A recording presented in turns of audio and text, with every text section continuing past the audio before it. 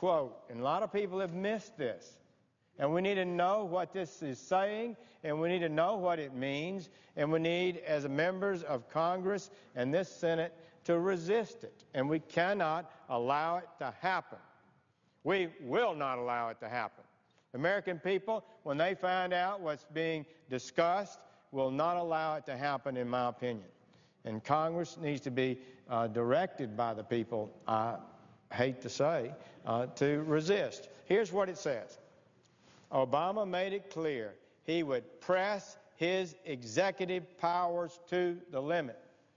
He gave quiet credence to recommendations from La Raza and other immigration groups that between 5 million to 6 million adult illegal immigrants could be spared deportation under a similar form of deferred adjudication he ordered for the so-called Dreamers in June of 2012. The Dreamers being the young people. 5 to 6 million would be given legal status in the United States of America when they've entered contrary to law, are in the country contrary to law, and are not entitled to work in America.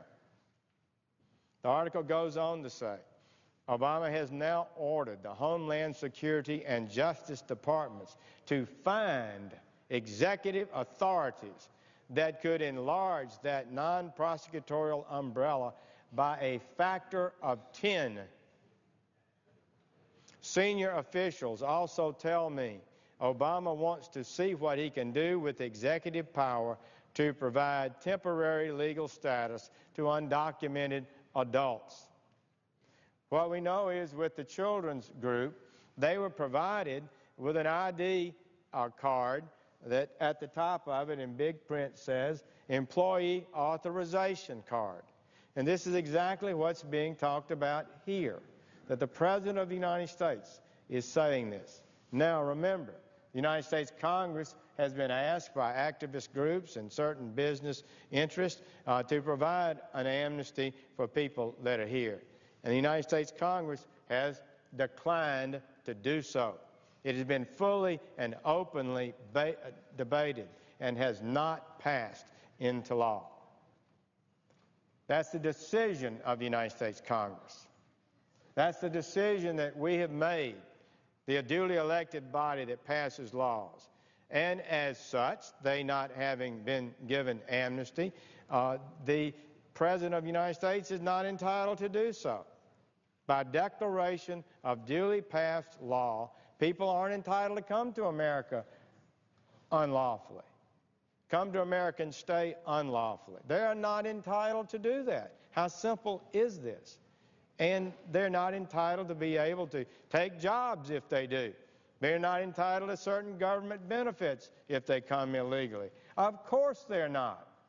Of course they're not able to work and take jobs and get benefits if they came to the country illegally. So, this is, when this first got talked about in more general terms, 22 members of the United States Senate wrote President Obama and questioned what we're hearing. And the senators wrote this: these policies that you've done have operated as an effective repeal of duly enacted federal immigration law and exceeds the bounds of the President's prosecutorial discretion. It is not the province of the executive to nullify laws that the people of the United States, through their elected representatives, have chosen to enact. To the contrary, it is the duty of the executive to take care that these laws are faithfully executed. Congress has not passed laws permitting people to illegally enter the country or to ignore their visa expiration dates, so long as they do not have a felony conviction or other severe offenses on the record. Your actions demonstrate an astonishing disregard for the Constitution, the rule of law, and the rights of American citizens and legal residents. Our entire constitutional system, the letter goes on to say, is threatened when the executive branch suspends the law at its whim, and our nation's sovereignty is imperiled when the commander-in-chief refuses to defend the integrity of its borders. You swore an oath, the letter says to the President, to preserve, protect, and defend the Constitution of the United States. We therefore ask you to uphold that oath and carry out the duties required by the Constitution and entrusted to you by the American people. The President is limited. He's not all-powerful. He's been entrusted with certain limited powers by the people of the United States of America. And now we understand he intends to go even further. And the response we got back never really addressed it at all, except from his Secretary of Homeland Security, Mr. Jay Johnson. He announced that, yes, he is indeed, at the order of the President of the United States, conducting a review of how many other people he could provide this amnesty for and work authorization for. So, last week, one of our able colleagues, Senator Ted Cruz, former Solicitor General for the Attorney General's office in Texas, who argues cases in the appellate courts of the country, Senator Cruz identified this problem and proposed, Senator Cruz, I think, a legislative fix that every member of this body should sign. Some may say, well, the President, I don't think he's going to do this. Okay, why not bar him from doing it? Some say, I don't think we should sign it. Well, why not? He's basically said it. He's already done it with the younger group, and he says it's going to be a tenfold increase in the 5 to 6 million people that is suggested to be legalized by the President's unilateral executive order represents about 10 times the number of people who've already been given lawful status in effect by the President's unlawful executive order. Senator Cruz, maybe it would be appropriate, and I would appreciate it, if you would explain your analysis of this issue and how your legislation would be effective in ensuring that we don't go down this illegal road any further. Mr. President. Senator from Texas. Mr. President, I thank my friend, the junior senator from Alabama, for his very kind comments and for his relentless leadership in defense of rule of law and standing against amnesty. And what I'd like to speak about this afternoon are the humanitarian crisis that is playing out on our southern border right now and the abdication of responsibility that is playing out in Washington, D.C. A couple of weeks ago, President Obama was down in my home state of Texas. He found time to go to 2 Democratic Party fundraisers, to pal around with some Democratic Party fat cats, to collect a whole bunch of checks, and yet somehow he didn't have time to make it down to our southern border. The day before he was in Colorado, he found time to play a game of pool with the governor there. I'm glad he enjoyed himself playing pool. Yet somehow he didn't have time to go visit Lackland Air Force Base and see the 1,200 children that are being held there who are paying the price for the failure of the Obama immigration policy. In coming weeks, he's headed to Martha's Vineyard. He's, I'm sure, going to enjoy himself palling around with swills, and yet the people held in detention facilities up and down the border are not going to see the commander-in-chief because he cannot be bothered to address the human suffering. He was just in California, in Hollywood. The producer of Scandal hosted him. You know, that's kind of fitting, because it is scandalous that the president has more time to be fundraiser-in-chief than he does to do his basic job as commander-in-chief in securing our borders. Well, let me tell you, while the president was running around collecting checks from Democratic Party fat cats, I was back home in Texas.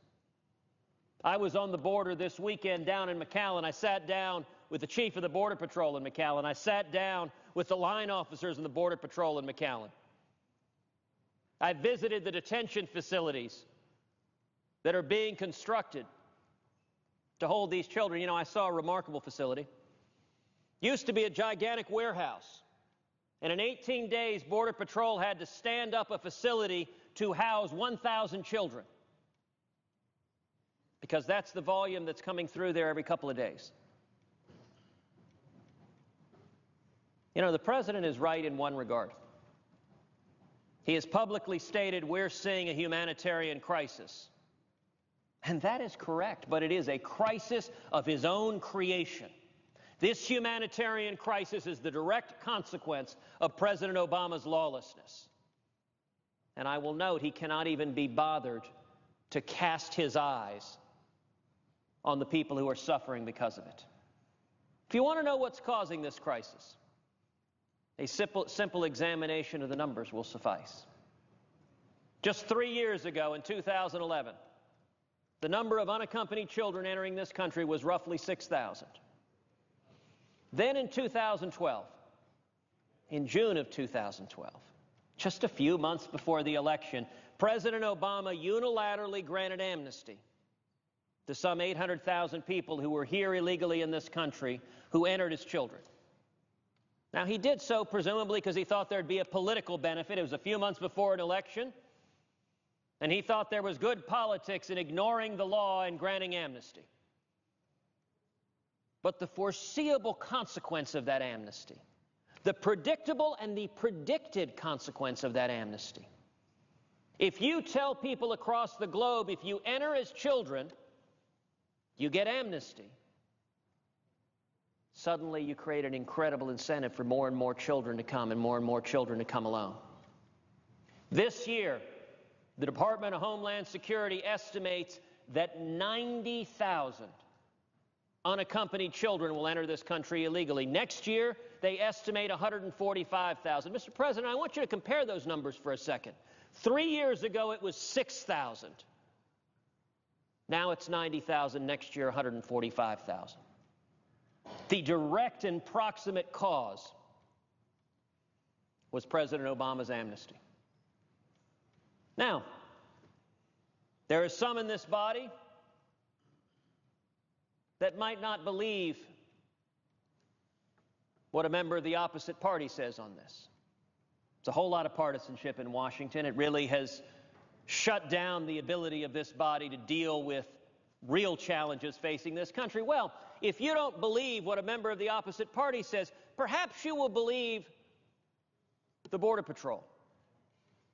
Just a few weeks ago, the Border Patrol conducted a confidential study that was given to members of the Senate Judiciary Committee by a whistleblower in the Border Patrol, where they interviewed over 200 people who had entered the country recently illegally. And they asked them the question, why are you coming? 95% said, we're coming because we believe we'll get amnesty. We believe we will get a permiso, that if we just get here, we'll be allowed to stay. Now, the administration's been giving lots of supposed causes for this humanitarian crisis. One of their favorites is the violence in Central America, and it's true. Tragically, there is a great deal of violence in Central America, and it has been increasing. But I would note, violence is not new to the human condition. There have always been countries across the globe that are racked by violence, racked by civil war, and we've always seen when violence rises, the immigration from a particular country go up. We see legal immigration from that country go up. We see illegal immigration from that country go up.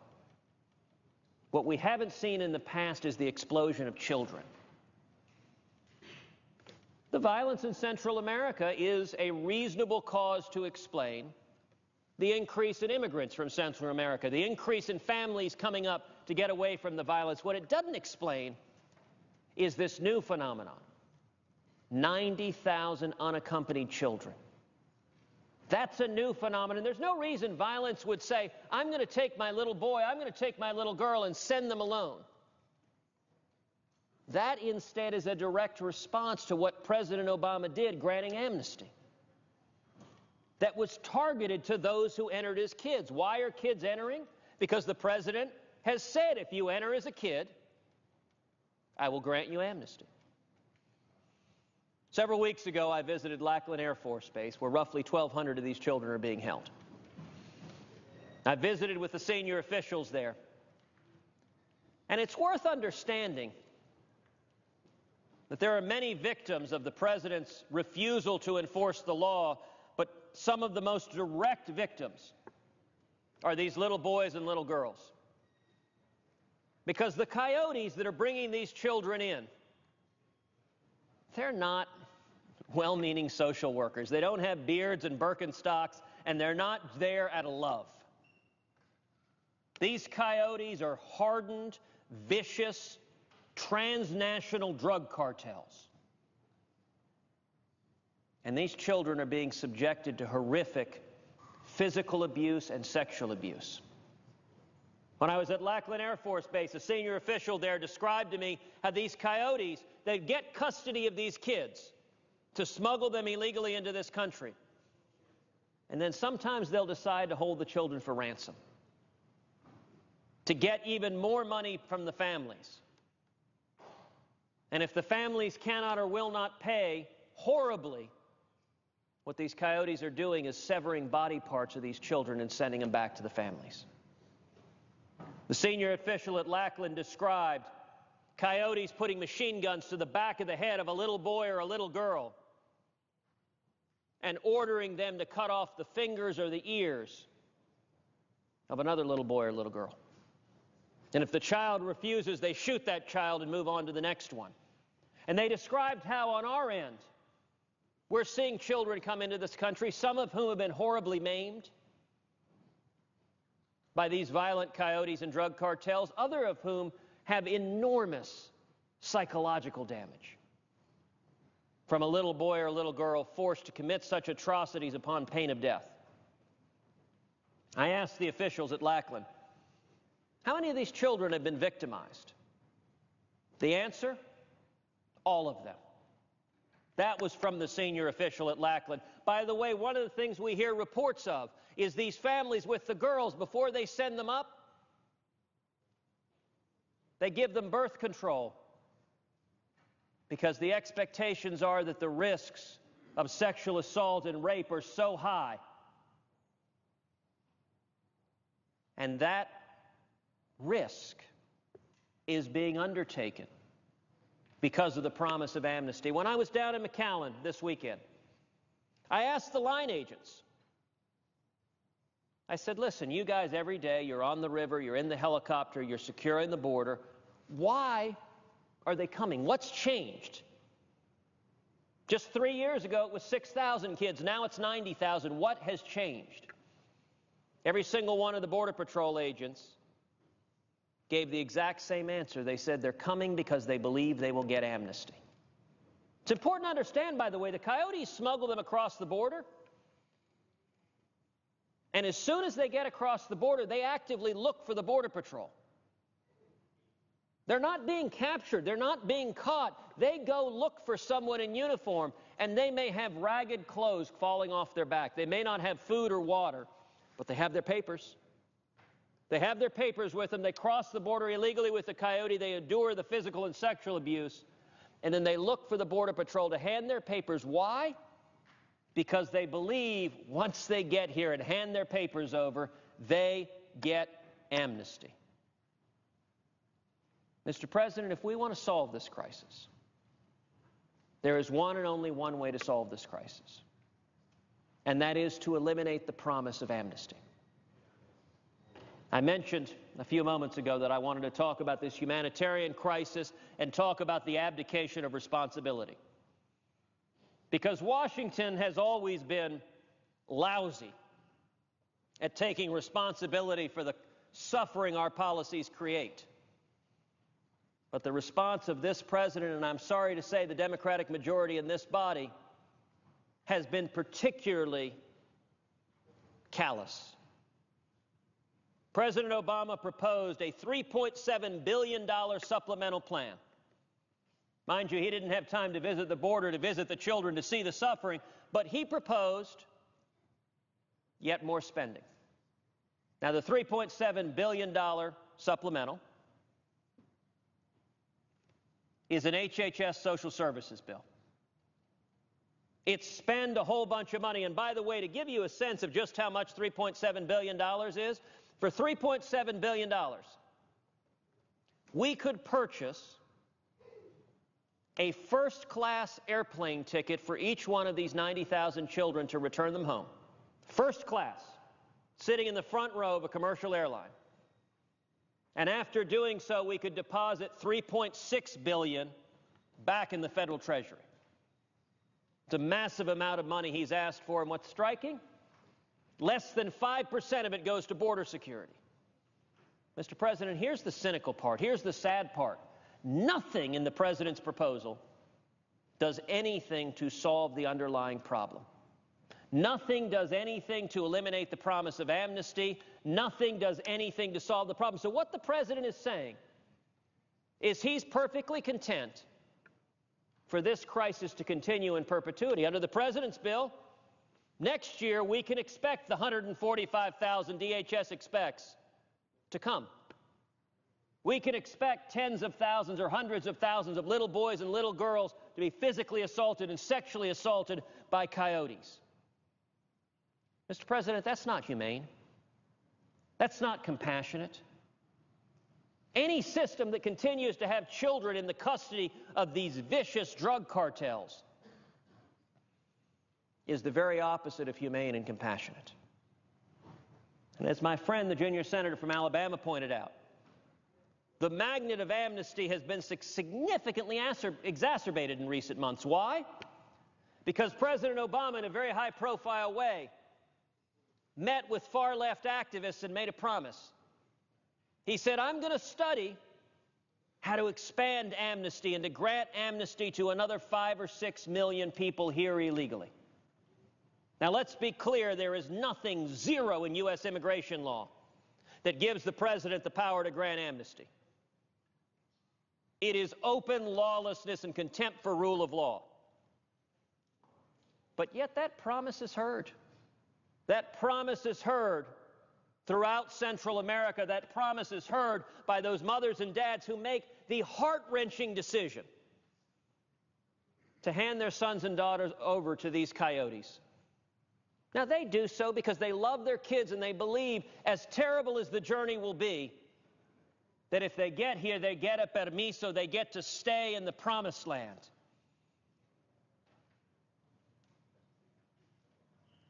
That promise of amnesty is why this crisis is happening. So I've introduced legislation to solve the problem. Last week I introduced a very simple bill that puts into law that President Obama has no authority to grant any additional amnesty. It's a very simple bill. It prevents the president taking the DACA program that he unilaterally and illegally implemented in 2012 and expanding it to cover any new immigrants.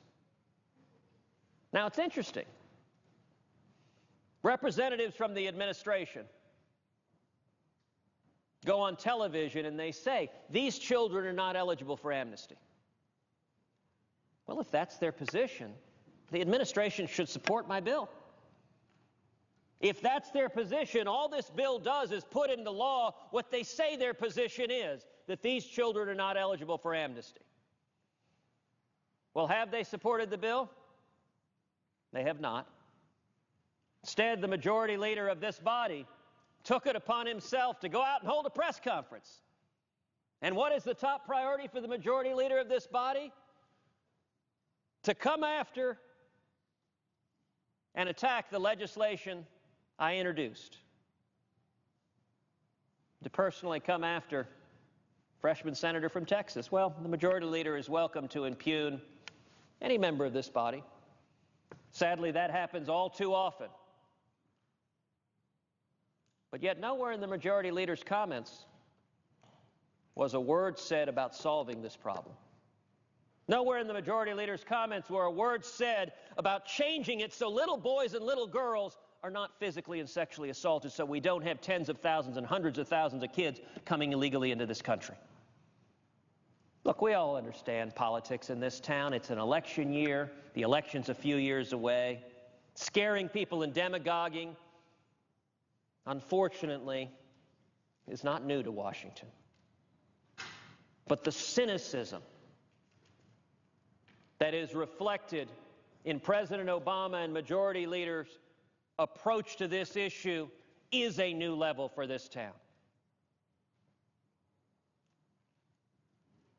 This week, I'm introducing broader legislation that not only includes what was included last week, a prohibition on the president granting amnesty, but includes two other elements. A reform of the 2008 law to expedite the humane return of these children to their families, and a provision to reimburse the cost for the states calling up the National Guard to secure their borders. Now, Mr. President, I'd like to say a word about the 2008 law. That's actually been discussed a lot in this body. And indeed, the Obama administration has two talking points. If you ask the administration what's caused this crisis, the first one is violence in Central America. Now, there's something convenient about that talking point, because if it's violence in Central America, it's not President Obama's fault. It's not anything they've done. It's something else extrinsic.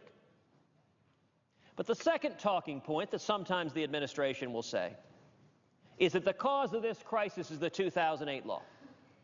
Now, Mr. President, there's a reason they point to that, because it seems there is nothing that President Obama enjoys more than blaming everything bad on this planet on George W. Bush. The 2008 law was signed by George W. Bush. So if this crisis was caused by the 2008 law, then mirabile dictu, it's not this administration's fault. But John Adams famously said, facts are stubborn things. If you're going to make a claim that a crisis is caused by the 2008 law, you have to be willing to take at least a moment to look to the facts. The 2008 law was passed, unsurprisingly, in 2008. The number of children entering unaccompanied did not spike in 2008. It didn't spike in 2009. It didn't spike in 2010. It didn't spike in 2011. 2011, it was roughly 6,000. If the 2008 law were the cause of this crisis, we would have seen the numbers spike in 08 or 9 or 10 or 11. Now, they didn't spike until 2012, June of 2012, when the president pulled out his pen and granted amnesty. That is the cause, the direct cause, the cause that the Border Patrol tells us these immigrants are telling us is why they're coming.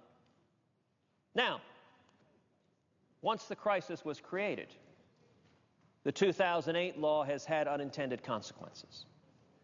The 2008 law allowed expedited removal for unaccompanied children from Mexico and Canada, our immediately contiguous countries, but created slow, delayed, bureaucratized removal for children from more distant countries. That didn't create significant problems in 08 or 09 or 10 or 11 because we didn't have a massive influx of kids from those countries. But once the president illegally granted amnesty, and we started getting, as we are expected to this year, 90,000 unaccompanied children, most of whom are from Central American countries, now we're seeing the 2008 law cause real problems because returning these children home is delayed, often delayed indefinitely. You know, when I was in McAllen meeting with the line Border Patrol agents, I asked them another question. I said, listen, Washington is dysfunctional. Partisan politics rips the town apart. If you could ignore the politics, what do you say on the front lines? How do we actually secure the borders? How do we solve this problem? Every single one of the Border Patrol agents answered the same way. They said, we have to send them home. We treat them humanely, we treat them compassionately, because that's who we are as Americans. Those are our values. But humanely and compassionately, we need to expeditiously return them to their families back home. Why?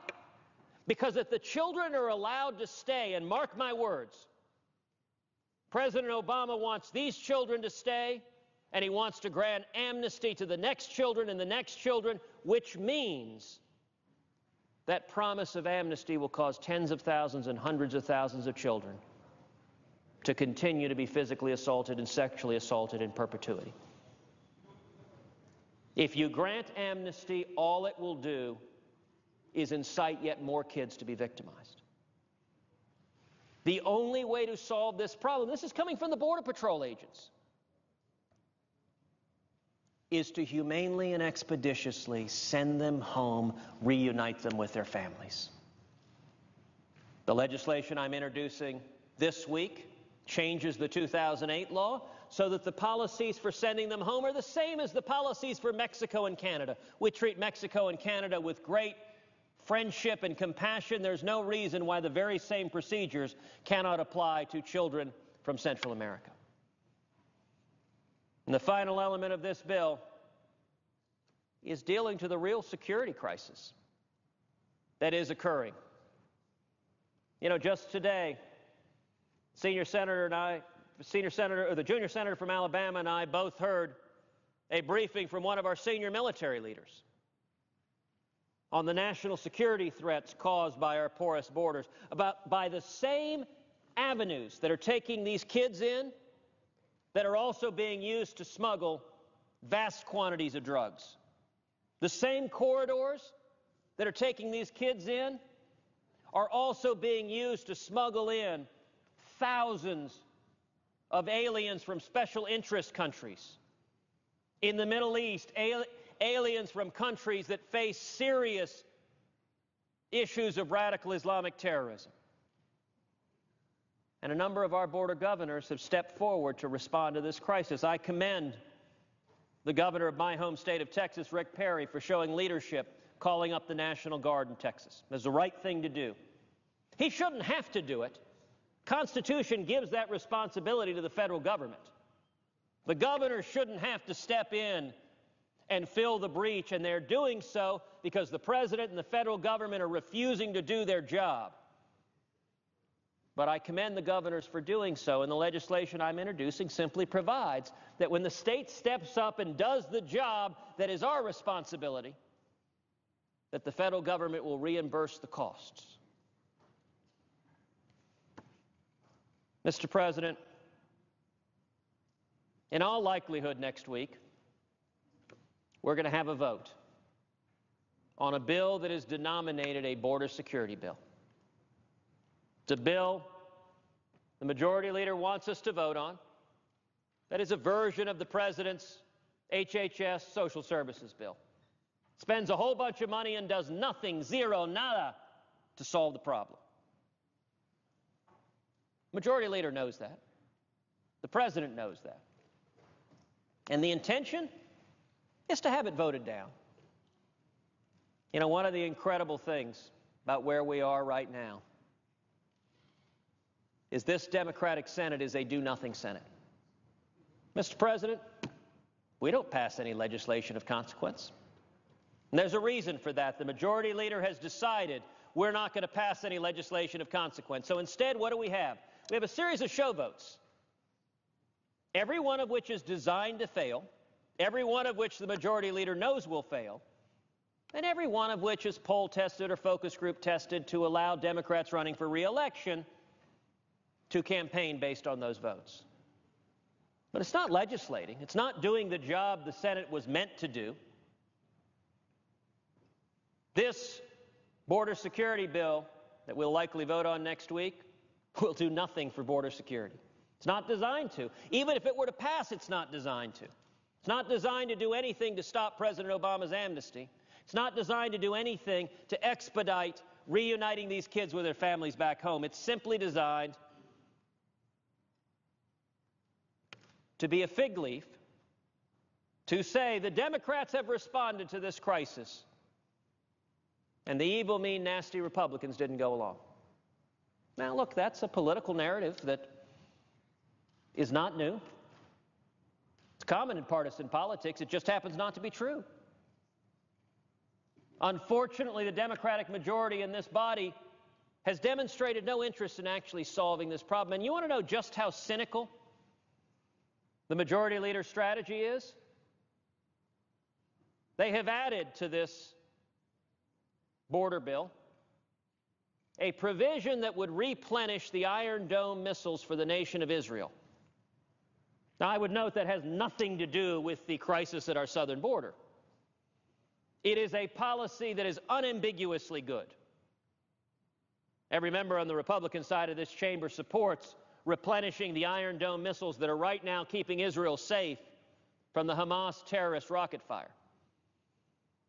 So why has the majority leader stuck that onto a bill that he knows will fail and is designed to fail?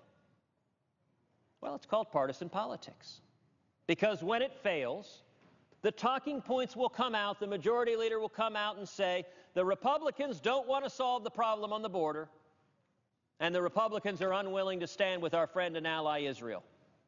Let me tell you right now, every Republican on this side of the chamber would vote right now, this afternoon, to replenish the Iron Dome missiles. And to be honest, we should be voting. You know, in most parts of the country, Thursday afternoon, 4:30, people who actually have an honest job are still at work. Not in the United States Senate. United States Senate people head on home. People are out campaigning. How about we actually have senators show up on this floor, more than one or two at a time, and debate these issues? How about we actually see senators stand up, debate the issues, and resolve the problems? The majority leader went on television and said, the border is secure. Mr. President, I find that an astonishing assertion. I recognize how, from the perch of Washington, D.C., it might seem that way. Perhaps the D.C.-Virginia border is secure. But I would invite the majority leader, and I would invite any member of this chamber, come down to Texas, come to McAllen, come visit the border. When I was in McAllen on Saturday, the Border Patrol agents told me the day before they had apprehended 622 people. I went to the processing center. They had 10 holding centers with 700 people there. One holding room had little girls below age 14, unaccompanied. Another holding room had little boys under age 14, unaccompanied. A third holding room had girls age 14 to 19, unaccompanied. The fourth room had boys age 14 to 19, unaccompanied. The fifth and sixth rooms had family units, mothers and fathers and little bitty babies, including tiny infants needing diapers and formulas.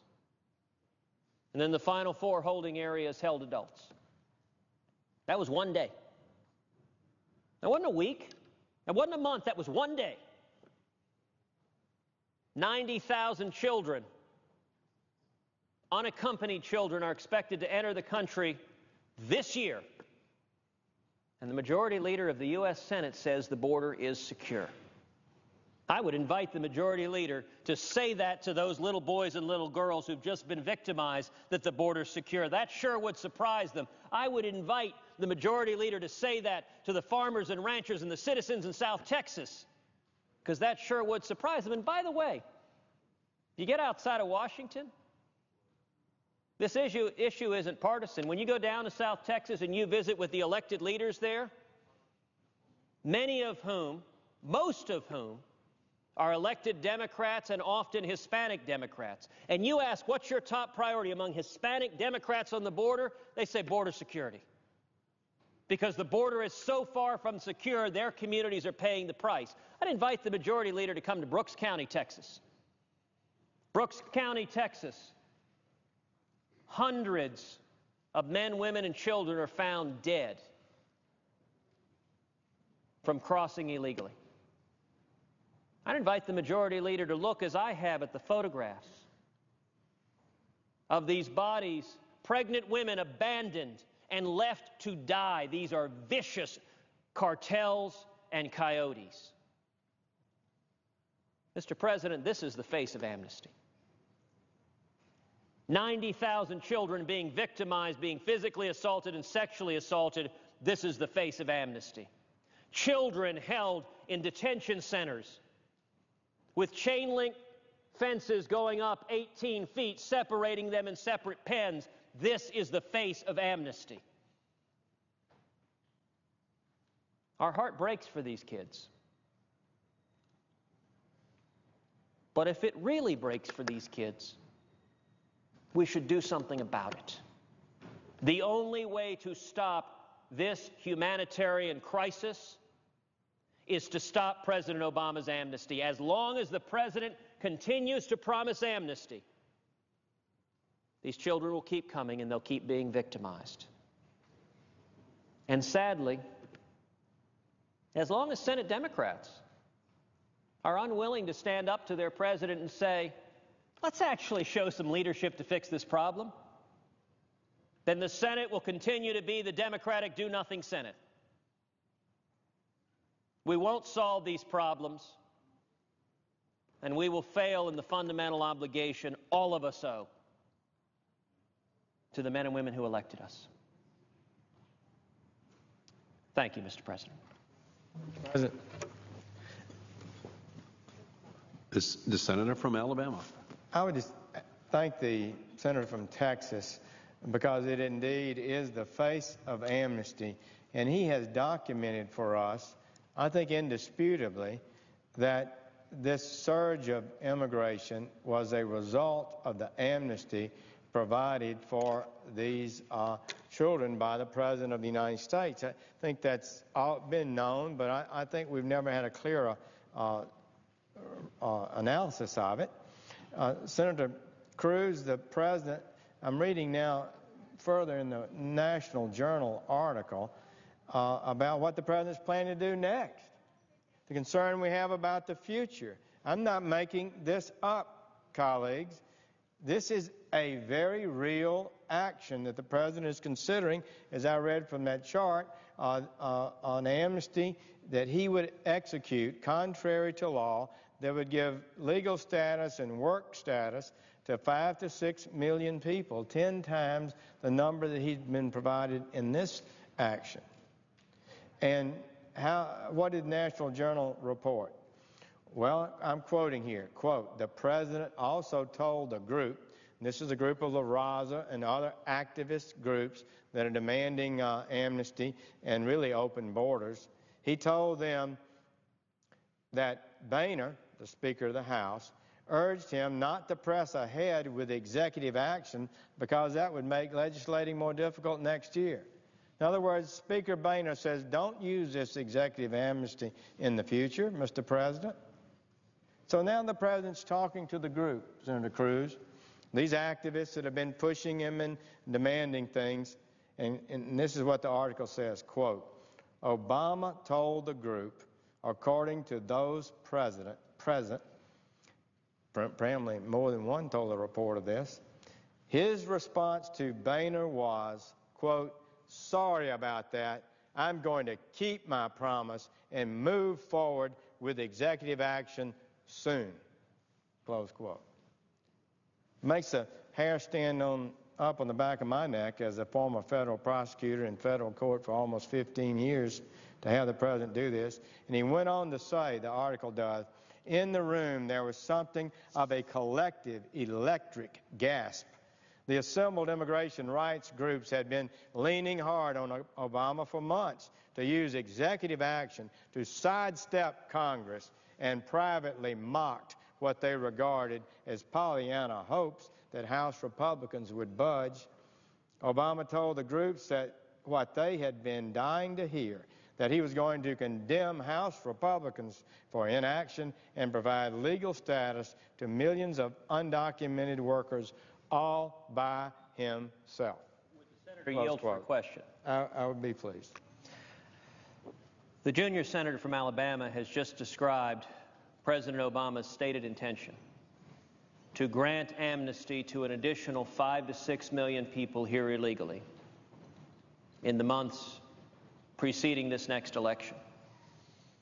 So the junior senator from Alabama is certainly aware There are a number of senators up for re-election, including a number of Democrats in bright red states where the constituents of those states, whether in Louisiana or Arkansas or North Carolina or many other states, don't support amnesty for another 5 or 6 million people here illegally. And the question I would ask my friend from Alabama, is he aware of any Democrat in this chamber, including those Democrats running for re-election in conservative states where the citizens strongly oppose amnesty? Is he aware of any Democrat in this chamber who's had the courage to stand with him in standing up to President Obama and saying, do not grant amnesty illegally? Is he aware of any Democrat who has joined the two of us in our legislation to prohibit President Obama from illegally granting amnesty to 5 to 6 million people? Well, I don't. And one of the things that I think the American people do need to understand, that when Majority Leader Reid, in conjunction with the President of the United States, blocks even amendments up for a vote, where does he get his power, Senator Cruz? He gets his power from every member of his conference. And none of them are breaking in that and saying this is not right.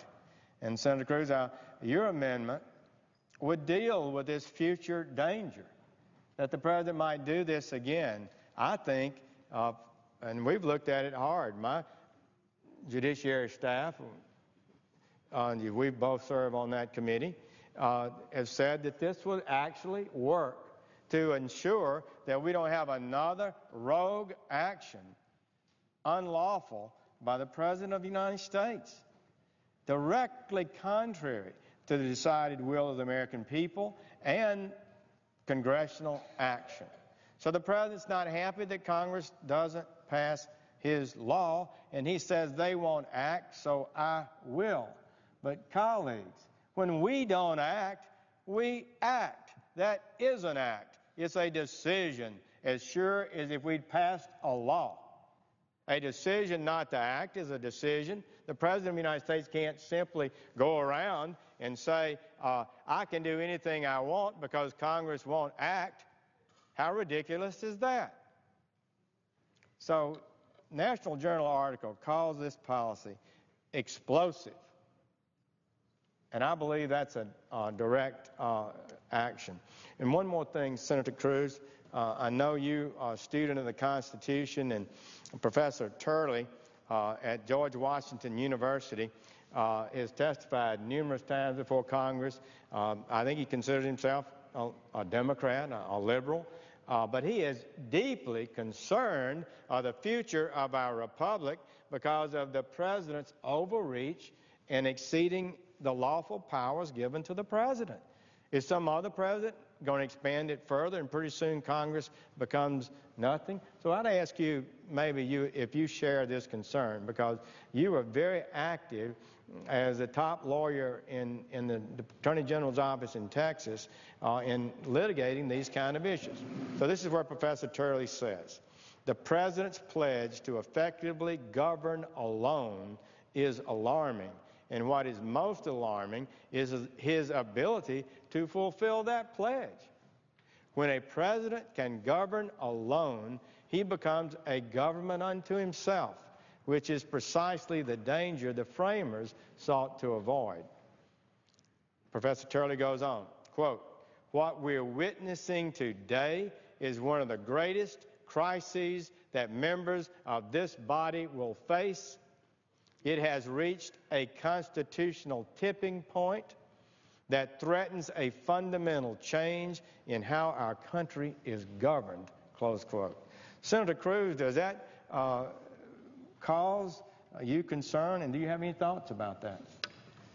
Well, Senator Sessions, it causes me great concern. And one of the most troubling aspects of the Obama presidency has been the persistent pattern of lawlessness from this president. We have never seen a president who, if he disagrees with a particular law, so frequently and so brazenly refuses to enforce it, refuses to comply with it, and asserts the power to unilaterally change it. The president famously said, I have a pen and I have a phone. and he seems to confuse his pen and his phone for the constitutional process of lawmaking that our country was built on. Rule of law does not mean you have a country with a whole lot of laws. Most countries have laws, and many totalitarian countries have a whole lot of laws. Rule of law means that no man is above the law. It means that everyone, and especially the president, is bound by the law. President Obama openly defies his constitutional obligation under Article 2 of the Constitution to take care that the laws be faithfully executed. I would note Professor Turley, whom the junior senator from Alabama quoted. He is a liberal Democrat who in 2008 voted for President Obama. Professor Turley also testified before the House that President Obama has become the embodiment of the imperial president.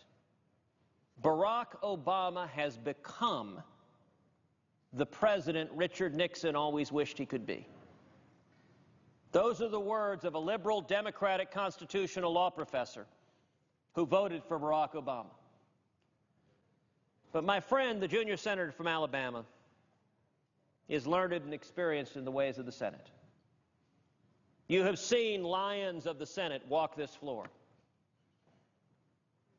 It is unprecedented to have a president so brazenly defy the rule of law, but I'll tell you what is equally unprecedented: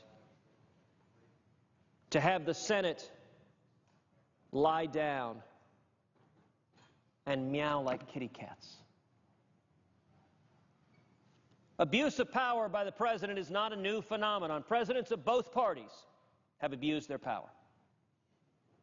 That is a job, sadly, where that tendency has been significant. But in the past, when presidents have abused their power, members of their own party stood up and called them to account for it.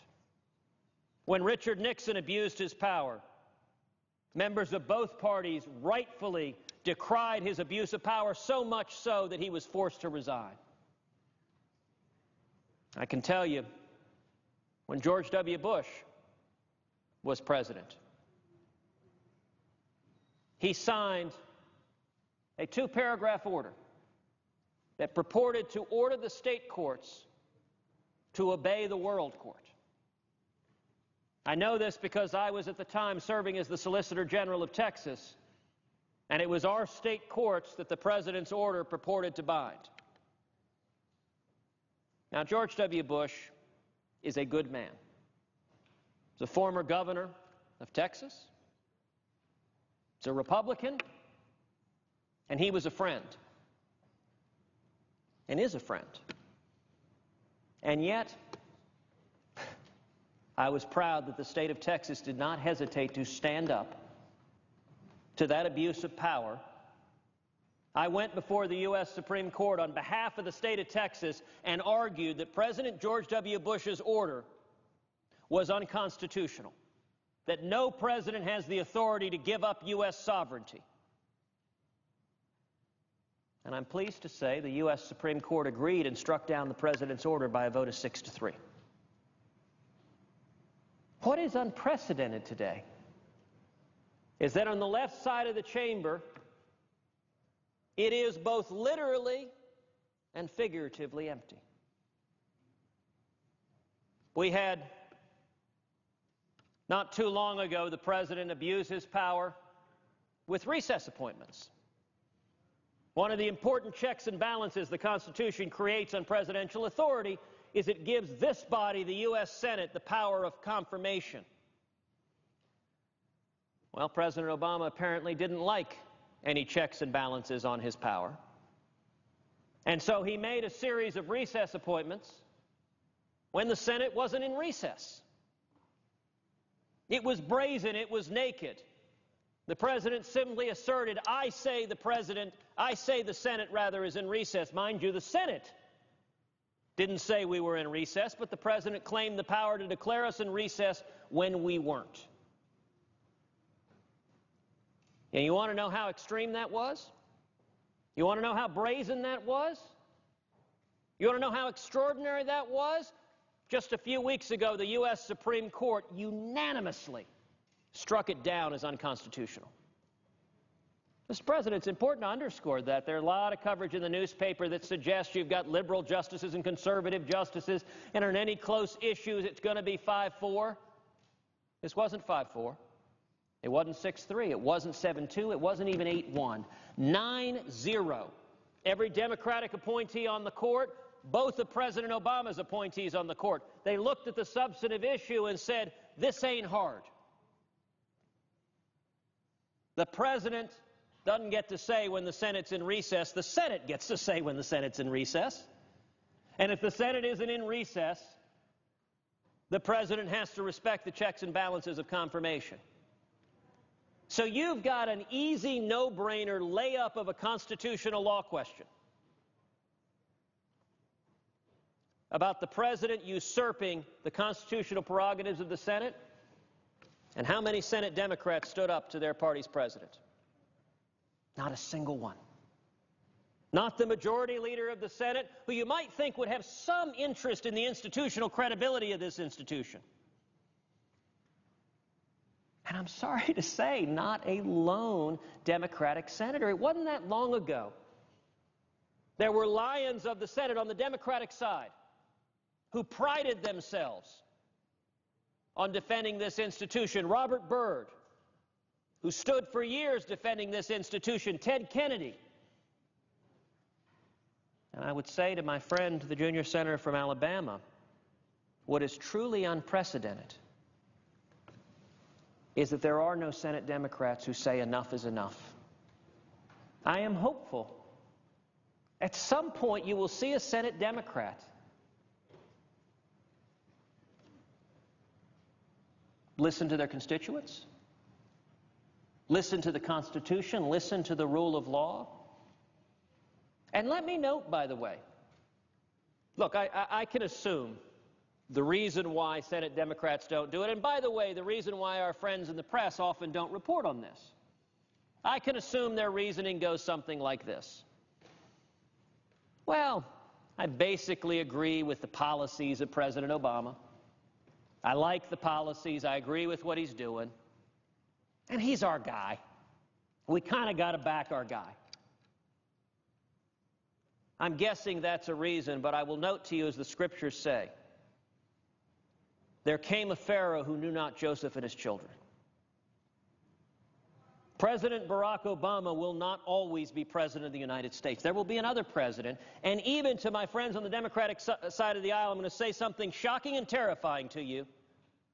There will come another Republican president. And if the president has the authority to do what President Obama is claiming, with Obamacare 28 times, he simply unilaterally changed the text of the law. Said, it doesn't matter what the law says. I say it's something different. If the president has that power, you know what? A Republican president has that power too. So I would encourage all of my friends on the left who say, I like these policy issues. Well, imagine some of the policy issues you don't like. Whether on labor law or environmental law or tort reform. Or let's take tax law. Let me give you an example. Imagine a subsequent Republican president who stood up and stated quite sensibly the economy would do much better if we moved to a flat tax. So I am therefore instructing the IRS, do not collect any tax above 20%. Now, you might say, well, that sounds extreme. That sounds radical. It's a policy matter. That'd be a terrific policy. But could the president instruct the IRS not to enforce tax laws? Well, Mr. President, 55 members of this body are already on record saying yes. You know why? Because when the president suspended the individual mandate for big business, the text of Obamacare says, the employer mandate for big business, the text of Obamacare says the employer mandate kicked in on January 1st, 2014. The president said, I'm suspending that provision of law. I'm granting my buddies in big business a waiver. That was a tax law. Mr. President, Senator from Alabama. I thank Senator from Texas, and I think what he's saying is reflected in what Professor Turley said. It's almost like a plea to his colleagues, maybe his Democratic colleagues, his friends. He said this: the President's pledge to effectively govern alone is alarming, and what is most alarming is his ability to fulfill that pledge.